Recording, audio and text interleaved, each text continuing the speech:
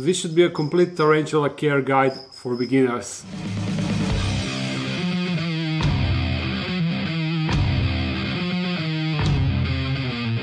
I actually wanted to make this video in a long time, but I just keep postponing it because I know that the amount of information that I need to cover is huge and I didn't want to miss anything. Therefore, I knew that I need to write some sort of script, but also postponing that just because I knew how much of a job that is. But in fact, it didn't last as long as I expected. Hopefully I covered everything. Here I wrote tips so I don't forget stuff, because there is a lot of information, and this guide will be for beginners only, so it won't be covering any more advanced species, no old world species. It won't cover breeding or sexing, so just a single video that person interested in keeping tarantulas can watch, and he could get the basic idea of what he needs, what he wants, and is tarantula a pet that he actually wants. I'm also personally far from expert, and I have been in this hobby for only a bit less than 4 years. So I also plan to improve this guide if I notice that some information I missed or something like that. Make sure there isn't any follow-up video with some additional information. I will link it here. If there is no link up there, then it means that all the information is here and it is correct and I didn't add anything. So with all that being said, let's move to the first part of this guide. And don't mind, I will often be looking at these pointers so I don't forget to mention stuff. The first thing that you need to ask yourself before getting a pet tarantula or getting any pet in general, is that pet the right pet for me? Does your expectations align with the reality of keeping that pet? Just because you maybe find tarantulas to be like a cool pets, don't get it just because you think that they are cool pets. Even though they are just spiders, they are still a living creature and a long time commitment, because females can live from 10 to 20 to maybe even 30 years. So you need to be prepared to have that tarantula for a long time. And you should be aware that they aren't really that interactive. Especially beginner species, they are quite passive. They don't do much. They don't grow that fast. They don't move a lot. Sometimes they don't even eat. So in reality, they aren't really that exciting. So you should be aware of that. If you are looking for something that will entertain you when you want it, this is not the pet for you. And just like fish, for example, they are observational animals. They aren't for petting and holding, and the only interaction is basically feeding them and looking at them. But there are a lot of perks to this hobby. I will talk about them a bit later. Next thing is, this is a good thing. They are really low maintenance pets. And the hobby can generally be as expensive as you want it to be. You can get some extremely expensive species, the newest one, the hottest one. They will cost a lot of money just because there is not a lot of them and everybody wants them. But if you are going for some regular tarantulas, they're usually just as pretty as the hot ones, but they're just widely spread, so there is not a lot of hype for them, but you can enjoy them equally. You can get some more fancier and expensive enclosures, or you can get them just a plastic top. Generally, tarantula don't really care in what type of enclosure you keep them. It just needs to be appropriate size and the food needs to come and they will be happy in that. And basic maintenance comes down to feeding once a week and giving water once a week. That's it. Therefore, that fact enables another key component of keeping tarantulas, and that is collecting different species. Because they are so easy to maintain and they don't require a lot of your free time, it is basically the same if you have 1 tarantula or 10 tarantulas.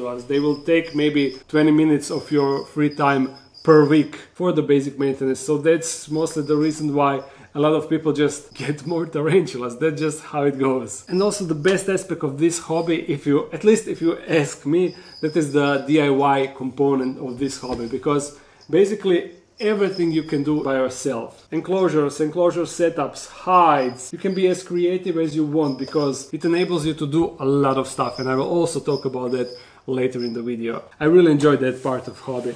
So you decided that tarantula is in fact a pet that you would like to get. It is something that you are interested in. Next logical question is, which one should I get? There is a lot of species that are beginner friendly, but for the sake of this video, we will try to narrow it down a bit. And before that, you need to know the basic separation of tarantulas. I mean, the groups in which they are divided.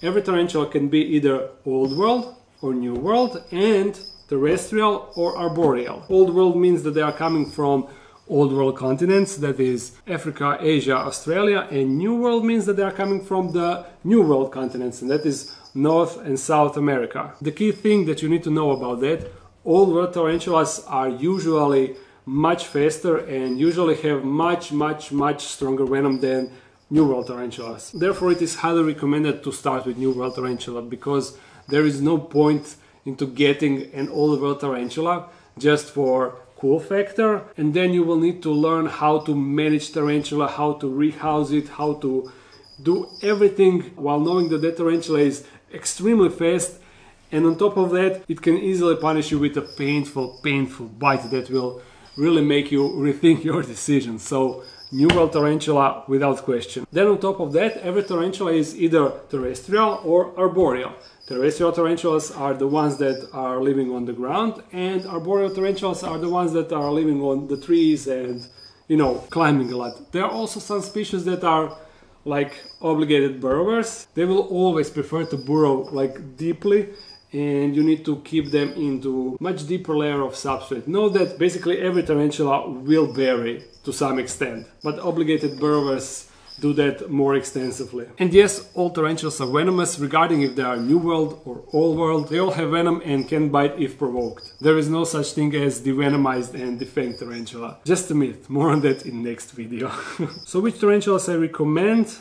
Let me just first drink some water, because talking a lot, it makes you thirsty. Hella thirsty. Good. So, which species do I recommend? You will notice that a lot of times when someone is talking about tarantulas, tarantula species, they will most of the time refer to their scientific names. I will explain in detail why that is necessary when it comes to this hobby later in the video, but for now you need to know scientific names are usually made out of two words. First word is the genus name, second word is the species name. So you can have multiple different species that are all in the same genus. For example, every tarantula species that comes from the genus Brachypelma, Grammostola and Aphonopelma is something that you can easily get as your first tarantula. So, for example, you have Brachypelma hamori, you have Brachypelma vagans, you have Brachypelma albiceps. Usually the tarantulas within the same genus will look kinda similar. Not all of them will have the same colors and patterns, but you will spot the similarities between them. And just because they are in the same genus, it doesn't mean that they are same species. So as a beginner, I recommend you to choose from that three genera. I think the plural of genus is genera. I always struggle with that. So with that being said, you see, you don't need to search for one or two tarantulas. You have three different genera to choose from, and that is a lot of species that you can look for. They come in a lot of different colors and different patterns, so you can really find something that catches your eye. You don't really need to care what species it is, as long as it's tarantula from those three genera, you are safe to get them. And all of them are generally slow moving, calm, easy to keep, hardy. Even if you make some mistakes, they will usually endure it without any problems. So that will be a good base for you to learn how to actually care for tarantulas before moving into some advanced species. If you really want to get arboreal tarantula for your first tarantula, it is also possible. I do not recommend it, mostly because arboreal tarantulas are usually faster and a bit more fragile, especially as slings. But if you really want that, I suggest you to look for species from the genus Avicularia and also X-Avicularia. There are some species that used to be in the genus Avicularia but are moved into their own genus. For example, my first pick would be Caribena versicolor, because it is a gorgeous tarantula and really exciting one. But you need to be aware of that it is a bit easier to keep terrestrial species. Oh, you see, good thing that I have things written down, because I would forget to say this. Avicularias can also poop on you. And also the final thing that you need to consider before buying a tarantula is to decide if you want to buy a sling, juvenile or mature tarantula. Sling is small baby tarantula.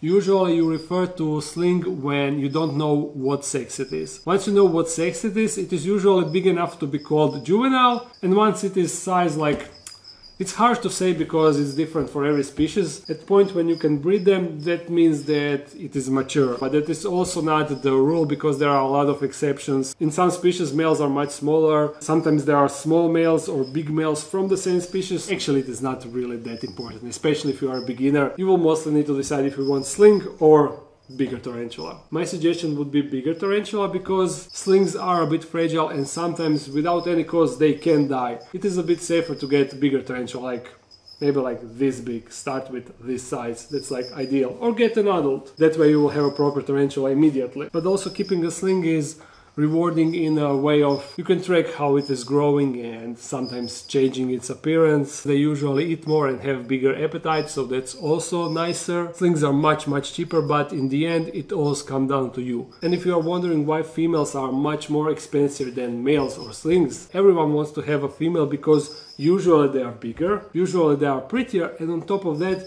they live much longer. Once males mature, they often die within a year or so, while females of beginner species will live for more than 20 years easily. That's why you generally want a female and try to get a female. Next part are enclosures. When it comes to enclosures, you have huge variety of options. You can have a fancy glass enclosure.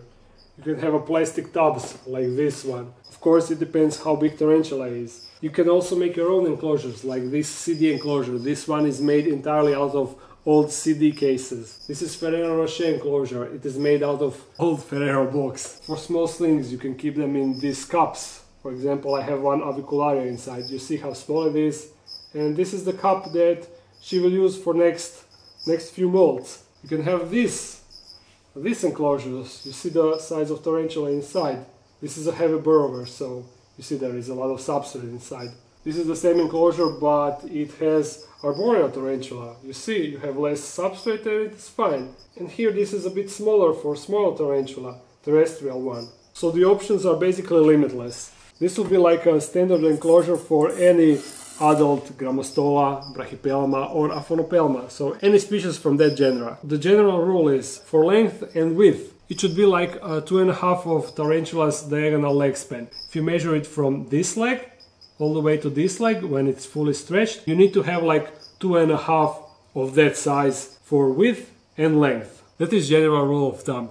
And for the height, you don't want it to be greater than 1.5 of tarantula's leg span. There are exceptions, it is not written in the stone, but that is something so you can have a starting point and work from there. For all beginner species that I suggested, you see how much substrate I have. Generally on the end, it is like 1.5 of tarantula's leg span. At front, as you can see, it is a bit less, but it can also easily vary, don't stress about it. And this is the basic setup. You see, you have hide, so tarantula can hide when needed, and you have a water dish. And of course the substrate, you need the substrate. For hide you can use plenty of stuff. You can take plastic plant pots and cut it on half. You can take a coconut and cut it. You can take like a plastic tubes easily. But the thing that I mostly prefer, it is also the most expensive and usually the most hardest to get. I love cork bark. It actually comes from specific tree species. It is not a regular cork. This is really light. It floats and it also doesn't mold. And you see it is naturally hollow like this. There aren't any connecting points, and this was actually a tree branch. The middle just rot away and you are left with this beauty. In the description there will be an Amazon link so you can look for this stuff and get it if you want. It is affiliated link, so if you buy something through that link, Amazon will pay me a small amount, so just be aware of that. I will also recommend you all other stuff from Amazon, so I just want you to know in advance what is up. It is still the same price for you, but I profit out of it. So thank you if you buy something from that. Also, just a second, this is what you want for substrate. It is the coconut brick.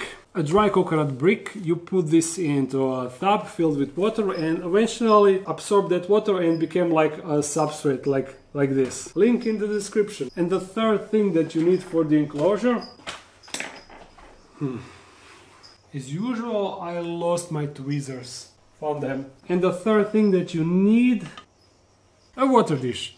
Big or small, this is a small one. You can also, if you have a big enough enclosure, you can use some big behemoth like this one, but just don't put the sponge in it.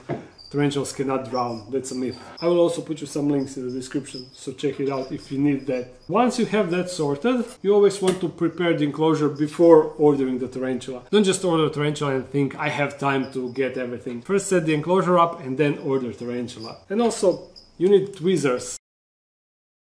Even those species that I recommend are beginner friendly. They can always be moody and they can always bite, so you don't really want to mess around with your fingers because she might think that your finger is a roach and hum. And you don't want that, so tweezers, don't forget about tweezers. Oh, Jesus, we have so much things to... Oh my god. I need to speed up. Ventilation, that is next thing. And ventilation is tied with humidity. When it comes to humidity, forget about numbers. You will often find care sheets that will tell you for this species you need 60% humidity. That is just not accurate, so you can forget about percentages. When it comes to ventilation, generally what you want holes on front lid, like this, and holes on top lid. That way you have a cross ventilation, so the air will circulate. You can also have holes here and holes here. For example, on this type enclosures I have holes here and holes here, you see? On this enclosure I have holes, holes, holes, holes and holes on top. Here you see holes, holes, holes, holes, holes, holes, holes, holes. A lot of holes. The way you maintain the humidity in your enclosure, first you need to be aware of. The more holes you have, more humidity will escape faster, so you need to be aware of that. For beginner species that I mentioned in this guide, the way you maintain humidity in the enclosure, you want to have a full water dish all the time. Once or twice per month, you want to moist one corner of the enclosure and let it dry out completely. When it dries out completely, moist the other corner of the enclosure. And you just circle through the corners. Of course, you don't need to circle through all 4 corners. You can do just 2 corners. It is not written in stone. Technically, you do not need to have water dish. I don't have water dish in every enclosure of mine. But it is a good fail-safe to have in case you mess something up with moistening the substrate. Tarantulas will actually drink for water dish. But they also get humidity from prey items. That is also a source of water for them. Yeah, and for slings, in smaller enclosures you will see, like in this one or in this one especially, you really cannot have water dish. In those enclosures you want to moist half of the enclosure and keep it wettish. It is hard to really tell you how much you need to do that. With time you will get the feel for it. Don't stress about it too much. I promise you, you will figure it out eventually. But of course you can always put a tiny water dish inside just to make sure and just to be sure that tarantula always got a source of water, but they will also be fine without it. I covered this, as I said, no sponge in the water dish, never do that. Temperatures, ignore the numbers. There are plenty of care sheets that will tell you for this species you need to... No, just ignore that. For every beginner species, if you are comfortable in the room, tarantula is comfortable in the room. Best temperatures would be between 20 and 25 Celsius, but note that during night that temperature can drop. It's not a problem if that temperature drops during the night. Damn, my throat is killing me now.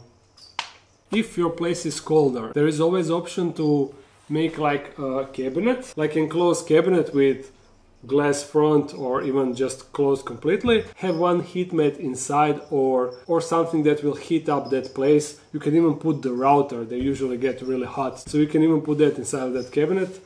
And just put your enclosures inside. Of course, monitor the actual temperatures, but that is something that you can consider if you have significant temperature drops inside of your rooms. Never use heat mats or heat lamps directly on the enclosure. Heat rocks, anything like that, just forget about it, don't use it. Now we come to feeding. Generally you feed tarantulas once per week. Slings, you can feed them twice per week. It's not necessary, but you can, and for the adults of beginner species, you can easily feed them once per 2 weeks with big enough prey item. When it comes to prey size, you don't want it to be much bigger than Tarantula carapace. That is like a rule of thumb. Not saying that tarantula cannot handle bigger prey, but that is like a general rule. For feeders you can use dubia roaches, lateralis roaches, crickets, mealworms, even fruit flies. There is a lot of options. Dubias can be annoying because they pretend that they are dead and then tarantula won't eat it.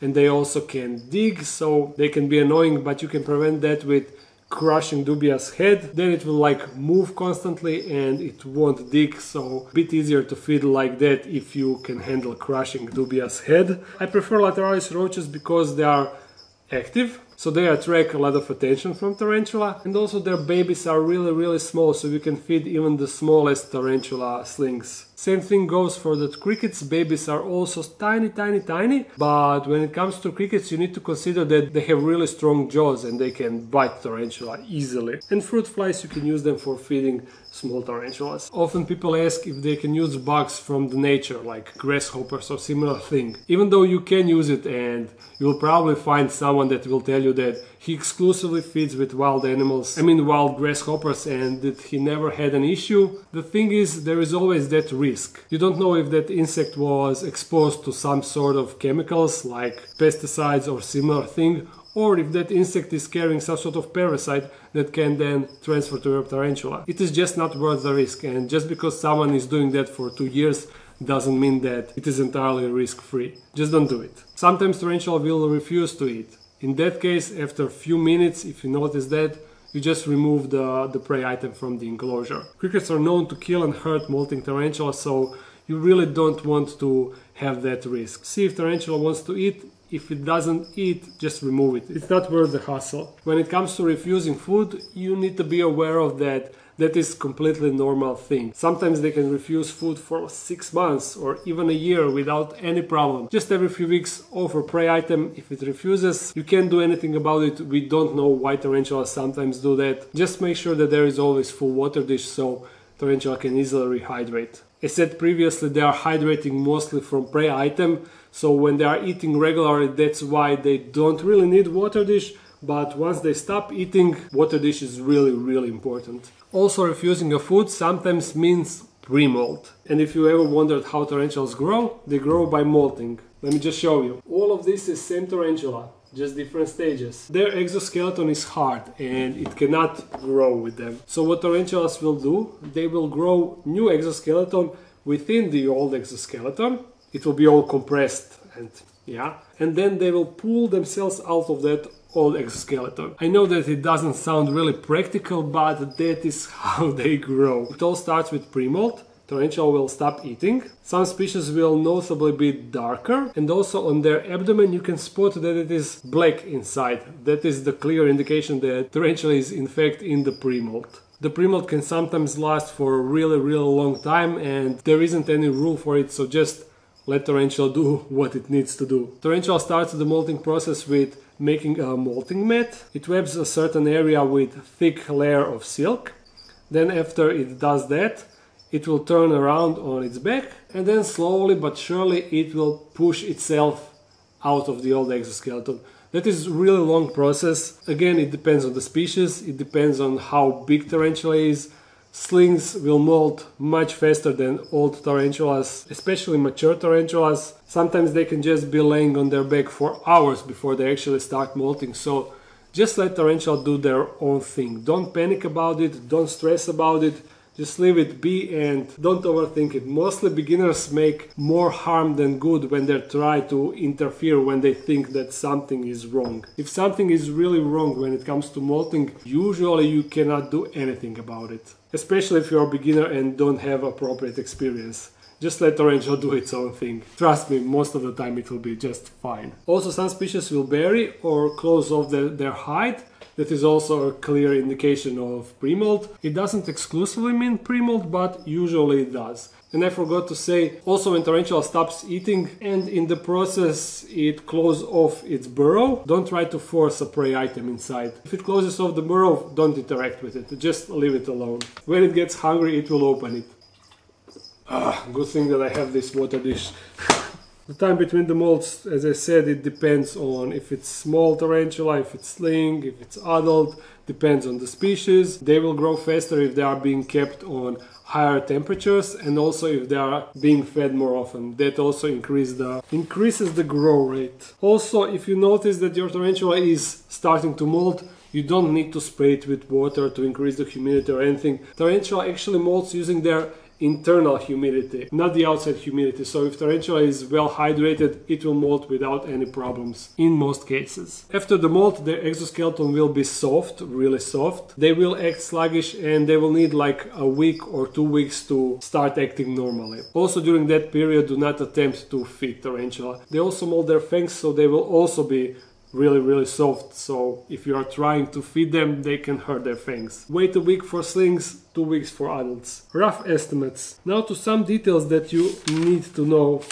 So many information left. Often when you see people posting what tarantulas they have, or when someone is advertising what he is selling, you will see these weird numbers and dots that you probably have no idea what that means. It usually contains 2 or 3 numbers. First number is number of males, second number is number of females, and third number is number of slings. So for example, if someone writes 1.1.5, that means that he got 1 male, 1 female and 5 slings of that certain species. Or if it's written 0.2, that means that person have or sells 0 males and 2 females. If it's 0.0.5, that means 0 males, 0 females, 5 slings. You get the idea, right? That's the easiest way to show off how many specimens of the same species you have and what size they are. Next important thing regarding this hobby that you should also know: have fun with your enclosure builds. As I said multiple times, DIY aspect of this hobby is something that I really enjoy. All of the enclosures that I have in the Dark Den, including all the furniture that I have in the Dark Den, everything is made by me, and it is something that I truly enjoy, and I'm really proud about that. This enclosure is also made by me. I also made a video on how to make glass enclosures, and I will link it in the description. Also, as mentioned before, this is the CD enclosure. It is made entirely out of old CD cases. It is super useful, and it is something that you can make it with your own hands and certain tools. Ferrero enclosure, also super practical enclosure for avicularias. It's like the best enclosure that you can have for small avicularia. You can easily make it by yourself. The tools that you need for those builds: you need this is called Dremel tool. It got different attachments like drill bits, so you can drill holes. You can put like a saw blade, so you can cut stuff. For example, you see this cut, I made it with this. You can also cut the cork bark, and just for hobby in general, if you want to do stuff on your own, you need this piece of tool. And even in the house, it is good to have it, so you can fix stuff by yourself or improve stuff by yourself. Also, second thing that you really need, it is a hot glue gun. The way this CD enclosure holds on, it is using the glue from the hot glue gun. You can also easily connect stuff to the backgrounds, like small pieces of cork bark. You can connect them for arboreal enclosures, like these pieces. Fake plants if you want, you need this. And the third tool that you need, that is necessary for making a glass enclosures, but unfortunately I don't have it here, it is the silicone gun and also the silicone. I have the silicone tube actually. This is the silicone that I use in my enclosure builds. This is silicone for aquariums, you need to look for that, and also it is fungicide free. I mean, by being a silicone for aquariums, yeah, automatically means that it is fungicide free. But this means that this silicone is safe for our little bodies. You don't want to use regular silicone. And for using that silicone tube, you need like a silicone gun. It is similar like this, but a bit bigger. But I don't have it here, it is in my apartment, I forgot to brought it. You also need that. There will be links in the description. And you also need to have, it's not a tool, but tweezers. As I said, you need tweezers. You need to get some sort of brush. With brush it is easy to check tarantula's mood or to get tarantula to move a bit. You just gently touch its back leg and you will see the reaction. And also get some straws for the rehousing. They are strong enough so you can push tarantula if needed, but if tarantula bites it, they will not hurt their fangs. This is soft enough. And also I have a small wooden stick for also poking stuff when you need that. During rehouses, the easiest way is to have one cup like this and try to convince tarantula to go inside of the cup. Once the tarantula is inside of the cup, just close it, put it in a new enclosure, open it, and you see, drill the holes on the back of the cup, and then you can just easily, through the holes, just gently touch tarantula and make sure that it goes outside of the cup. If you don't have holes, then you need to like do it like this, and it is much easier to just drill the holes and poke it through there. We covered that. Where are we? And yeah, just experiment. I have a video how to make CD enclosure. I have a video how to make Ferrero Rocher enclosure. All the links will be in the description. Next topic is handling. It is a bit debatable thing. I never handle tarantula just for the sake of handling tarantula. I did handle tarantulas in my videos, but that was done only during unboxing or during rehouses, and it was always exclusively with the New World tarantulas. You need to be aware of that. Tarantulas don't like to be handled. They don't benefit from handling. Just because you are handling them regularly, it doesn't mean that they get more used to you. They just don't function like that. Every tarantula can have mood swings and be moody and bite you. And that is the main problem when it comes to handling. You can think that, oh, my tarantula is fine, she never bites. Then you take it outside, put it in your hand, and for some reason it will just be its bad day and it will bite you. And what will person usually do when tarantula bites him? You will just be like and the tarantula will just fly across the room and become one big splat on your wall. You don't want to do that. I'm not completely against handling, but it is something that shouldn't be a regular thing, and everyone should be aware of the risk that they are taking. If you are handling, make sure to keep tarantula not high above the ground, ideally on the floor. Sometimes they can bolt without the reason and tarantula can easily drop from your hand. If you are holding it like this, then in that case it won't be a huge drop. But that's about it when it comes to handling. Just try to avoid it. What if tarantula buries itself? Sometimes for some reason tarantula decides that I will dig a hole, I will close it off and I will be there for 6 months. I had Annie doing that twice. I always thought that she will molt and she would just after 6 months come outside like, nah, I'm hungry now, give me some roaches. So there is really no rules when it comes to that. If your tarantula buries, just leave it alone. As I said, leave the water dish, make sure it's always full. Don't try to force roaches inside of their hide or try to open the hide. Most of us are guilty of doing that. I wasn't sure if tarantula is even alive, and every time when I checked, the tarantula was fine. So just don't stress about it and let tarantula do its own thing. They can be like that. Legs. Sometimes tarantula can lose a leg for whatever reason, but they have a superpower, and on the next molt the tarantula will regrow the missing leg.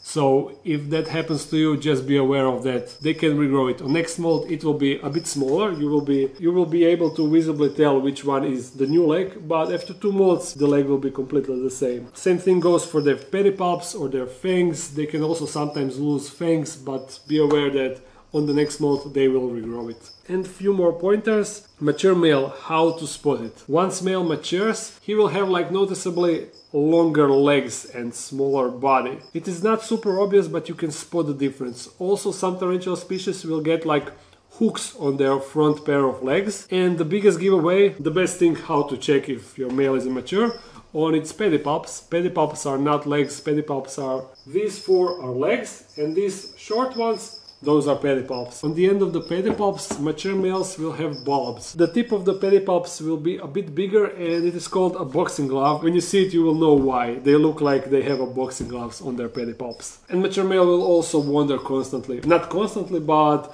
more than a female across the enclosure. And on occasion it will make a sperm web. They make a fine layer of silk where they put their sperm. They actually crawl under that layer to put the sperm, and then they will suck it up with their pedipalps, with the boxing gloves. So if you spot your male doing that, you will know what is up. Urticating hairs. I didn't actually address it when I was talking about new and old world tarantulas. New world tarantulas got them, while old world don't have them. There are also some new worlds that are exception to that rule, but all the beginner tarantulas, beginner species have urticating hairs.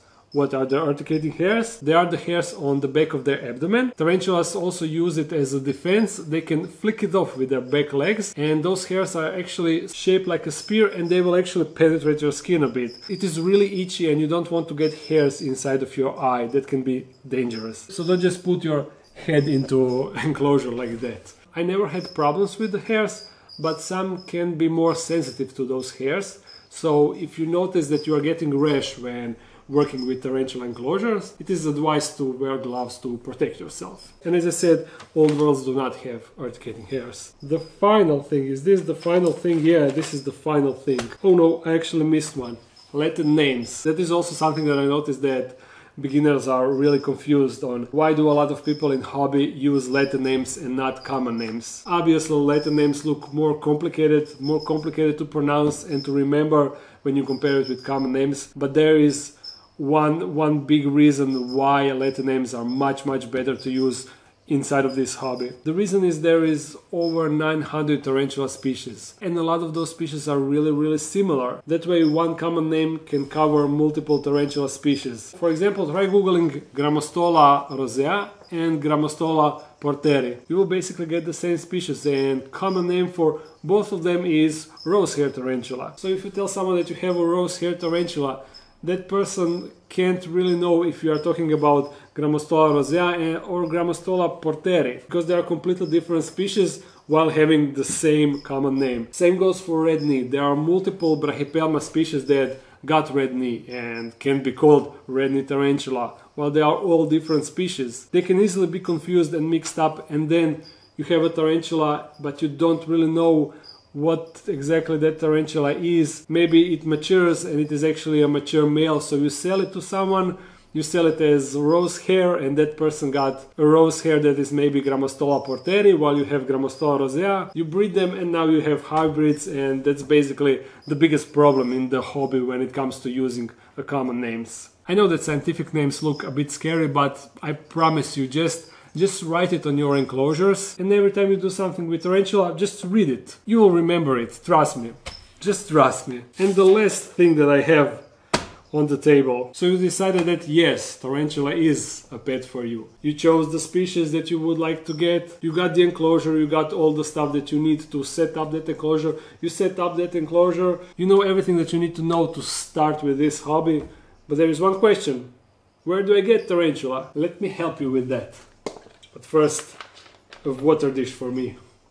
My first advice is don't go to the pet shop. And unfortunately that advice applies to basically any animal. Just don't get animals from pet shops. Even though there are some good pet shops, unfortunately great majority is really bad. The biggest problem is they spread misinformation about the animals, they usually keep animals wrong, they promote wrong care therefore, and in the end the animals there are just their product that needs to be sold. They see it as an item, not as actual animal. Of course there are exceptions, there are good pet shops out there, but unfortunately great majority is really bad, especially big chains. I can basically just make a channel about how bad those pet shops are. It is really sad sometimes, and by buying animals from the pet shop, indirectly you are actually promoting them to get more animals and to sell more animals. So try not to do that. Instead, try to search for breeders for a specific animals that you are looking for, not just tarantulas. In general, when you are trying to get some animals, look for breeders and also look to adopt animals if you can. There is a lot of exotic animals that people impulse buy without really thinking and knowing what that animal needs.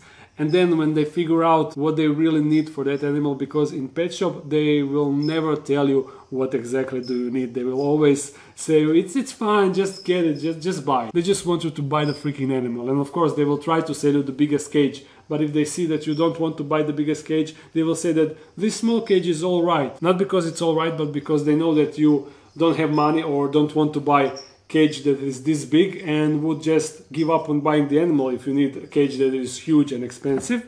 But since you need only the small cage, then you think that, oh, it is alright. Therefore you can often find animals for adoption or being sold really cheap. So look for that. After that comes breeders. There is a lot of breeders that are well known and with good reputation. Of course my recommendation would be Spiders World EU. They are like the biggest tarantula breeders in Europe and maybe even in the world, I'm not sure, but I have seen their collection and it is mind-blowing. There is a link here so you can check that out if you really want to see. They ship across entire Europe, and also if you're from UK, I can also suggest you the Spider Shop UK. I think that they are the biggest inside of the UK, most likely, so you can also check them out. If you are from US, I don't really know much about the breeders. I know that Jamie's Tarantulas got good reputation, and also you can check out Pulp Friction. They are also known to be really good, but I don't know which one is on which coast and that stuff. Just check it out. For more information regarding breeders and other online stores, and also information about tarantulas in general, I highly suggest you to go and visit Arachnoboards forum, or if you're more on Facebook, you can check the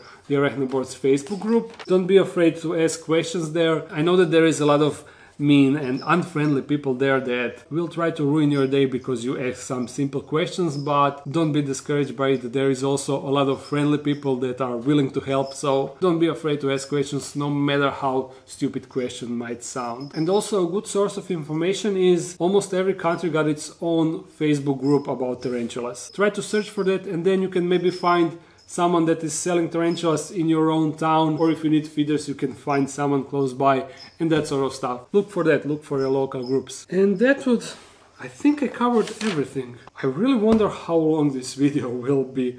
My throat is basically dry, so much talking.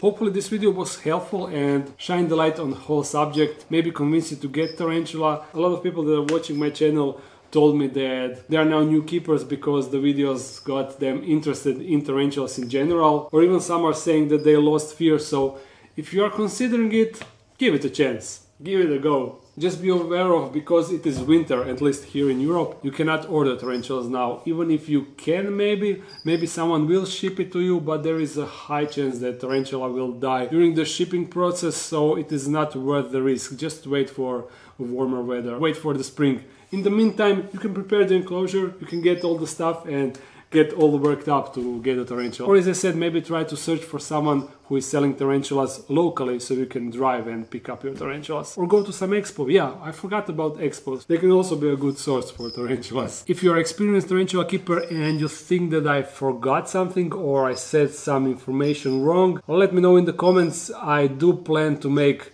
new video in, I don't know, eventually sometimes with new information if necessary. So, I hope you enjoyed this video. If you did, thumbs it up and comment something. If you want to support this... Sorry. If you want to support this channel even more, there's a Patreon page. If you're new to this channel, make sure to subscribe. I upload every Monday and Friday, so see you again soon. Bye!